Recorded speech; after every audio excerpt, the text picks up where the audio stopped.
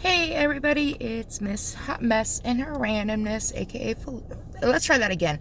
Hey everybody, it's Felicia, aka Miss Hot Mess and her randomness. It's been a minute since I've done a video. You know what? Today's actually the first of the new year. So let's do this one right. So many of you guys know, if you've watched a ton of my videos, know that I'm in recovery. And I was at work until 4:30 this morning, and I actually just left an Alcathon. And I might get emotional right now, just to give you a heads up, because it's kind of funny. Tonight at work, and has been one of those situations where I openly, if you haven't known yet, I openly talk about my recovery. I talk about how I'm grateful for the fact I'm sober today, that I had my life situations happen where I was arrested on the charges that I was. Again, if you want to know more about that, flip through some of my original videos. I go into it. This one, I'm just trying to kind of like be on topic for once. So I was talking to a couple coworkers tonight, and so first off, I brought a bag of candy to work tonight, and I was saying that, in all honesty, I'd rather be high on sugar than drunk on booze. Like, I'd rather be running on this type of high than the drinking. And like, I was saying it a lot. First off, I was totally hyper at work, and I was just having a blast, and I was trying to reinforce the point that I was at work. And, you know, for most people who are like, I gotta work on New Year's Eve, it's a shitty situation, I was having a blast. Maybe for the fact that I also got like double pay. I got my regular pay, and then I got holiday pay. So maybe that was the added bonus, who knows. But, so, the other part is where, the reason why I openly talk about my recovery, and I mention this, is that if I don't talk about it, how am I supposed to remember the situations that got me sober? Because I can pretend that all the shit never happened. And the problem, though, is if I forget the shit that I put myself and other people through, I'm gonna most likely drink, or do worse, go back to drugs, or both, or I don't know, like, and I don't want to know. I really don't want to know. Like, today, my life is not perfect in any which way, but overall, my life really isn't that bad. In the grand scheme of things, my life is actually pretty awesome. I have a roof over my head. That's mine. Well, technically it's my landlord's, to be honest. But I've lived there almost 11 years.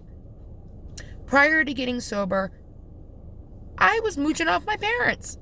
I was mooching off my mom. I mooched off the school system because I had free room and board, pretty much. I mean, work study and financial aid, but like that, like, still, I was mooching. I mean, I was 30 years old when I got kicked out of college. Most 30 years olds, like, are living on their own, or have a house or something. Like, they're not living in dorms at colleges with a bunch of freshmen.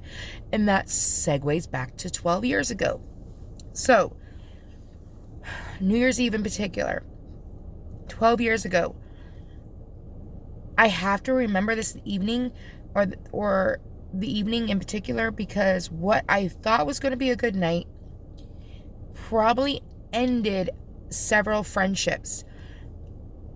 And at the time, I was just like, why are all of them being weird? Like, for the 6.5, 7 months after New Year's Eve, and when I would get kicked, actually, I got kicked out in October, so 10 months. Like, why were they weird? Like, for the 10 months after the situation, like, I didn't think I had any part in it.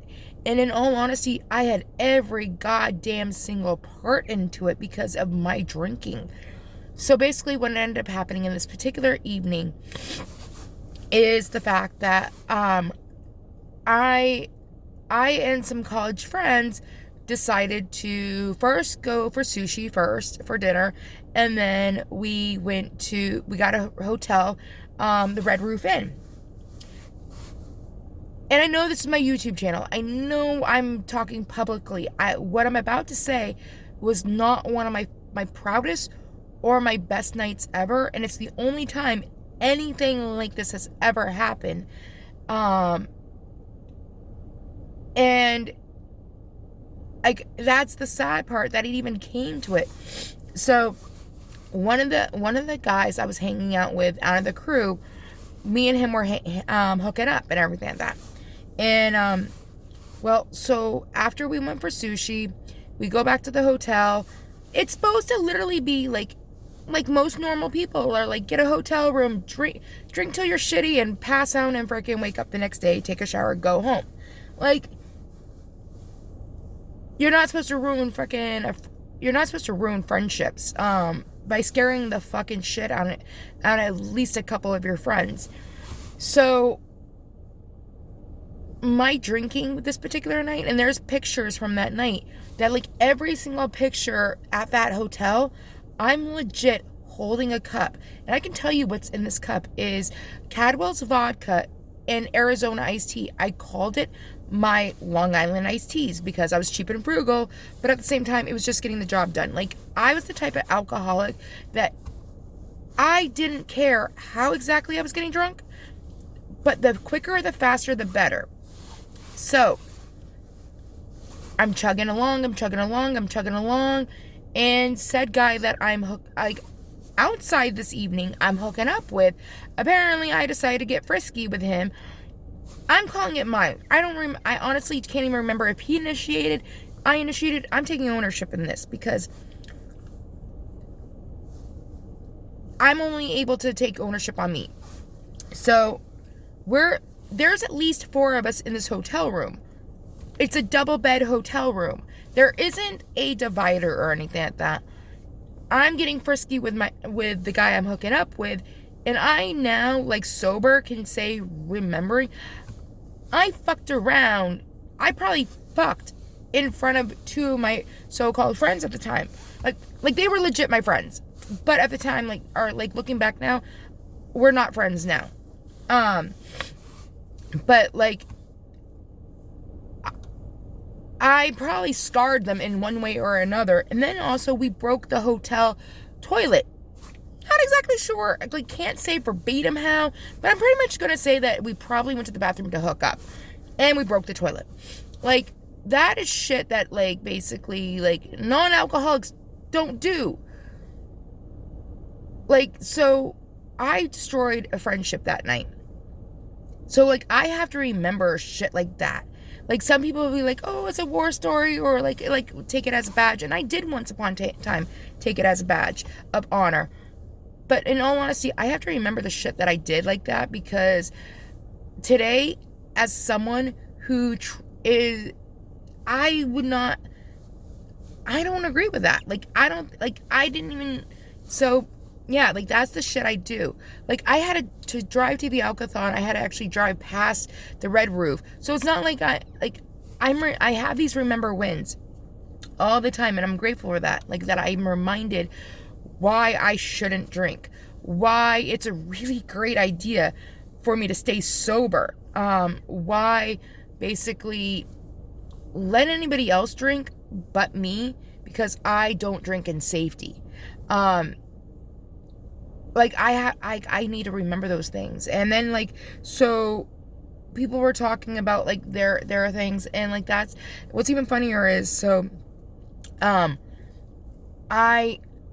funnier as in like not a ha-ha, but like funny as in, like, last year, because of COVID, was the first time in the last, God willing, like, actually, let's backtrack, because I don't know what the future is going to hold. I don't know what's going to happen between now and August.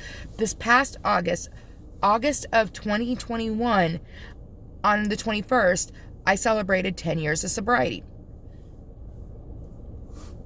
For the last 9 years prior, because this last year there wasn't one, every New Year's Eve I was at this particular Alcathon. Like, didn't matter around work or whatever, like, I showed up. And last year, because of COVID, it didn't happen. Like, it has helped me stay sober to the point that, like, even when I didn't want to be there, like, my higher power, who I call God, has kept me there. So, like, it was just kind of cool how tonight at 4:30 I got out of work, and this alcothon's going until noon today, and I was able to spend, like, the last 3 hours here and got to hear some really good messages. I got to hear people talk about their experience, strength, and hope. Also, for the last goddamn 10 years, I've been saying that I want to go to a men's meeting. And, like, I literally said I was going to dress in drag, I was going to change my name, call myself Fred, and, like, the crews that I've ran through the program have always been like, Felicia, we know who you are. We know what you look like. It's not going to happen. The last 2 meetings, I didn't realize the meeting before this last one, but this one I definitely knew and they had all a great, powerful message. So if you are in the New England area, especially the Plaistow, New Hampshire Plaistow, New Hampshire area, if you're looking for a men's meeting, those men who might need recovery, 7 a.m. in Plaistow, there is a great group of guys that have a great men's meeting that go through multiple books from the program. Like once they finish one, they go to another, and they just keep circulating it, because their messages, all of these guys that I listened to talk about their experience, strength, and hope, gave a phenomenal message. So I finally was able to be in a men's meeting, and it just made my New Year's. Like, I might sound really stupid, but, like, seriously, like, I'm just all happy. Like, yeah. Okay, so you guys know the drill. If you don't already, like, subscribe, share, comment on this video. I will try my best to, in the description, to put some recovery-based links. So here's the deal. I want to put this asterisk attached here. My program of recovery is Alcoholics Anonymous. Here's the deal. If something ever happened to me, it would never be Alcoholics Anonymous's fault if I screw up my program. I am the fault if I screw up my program. So say tomorrow, hopefully this does not fucking happen ever. Hopefully I die sober. Like from today, I continuously have sobriety, but I don't know what tomorrow holds. I am the root of my own evil. If I stop working my program, I destroy myself, not the program of Alcoholics Anonymous. They are a tool, just like Jocelyn Diabetes is a tool who shows me ways how to keep my diabetes in check. I'm the one that destroys my diabetes. Or I'm the one that destroys me with not taking care of my diabetes. Does that make sense? So just want to throw that out there. But I'm going to try to put Narcotics Anonymous, AA, Al-Anon, counseling. I'm going to try to put some of those things in the links into this subject when I get home and I upload this video. So again, I'm not sponsored by anybody or anything like that. I just figure, honestly, there's probably someone in everybody's life who probably can use some type of program of recovery. I do not say AA works for everybody. It works for those who are willing to do the work. There is a shit ton of work that has to be done from the inside out, but there's also other ways that people stay sober and their lives change. So NAAA, it's church-based one. I can't even think of it right now. Like all those, none of them is the almighty lake thingy, but there is something probably for everybody if they're willing to do whatever work it is in any program. Just going to clarify that. For me, Alcoholics Anonymous has been pretty chill.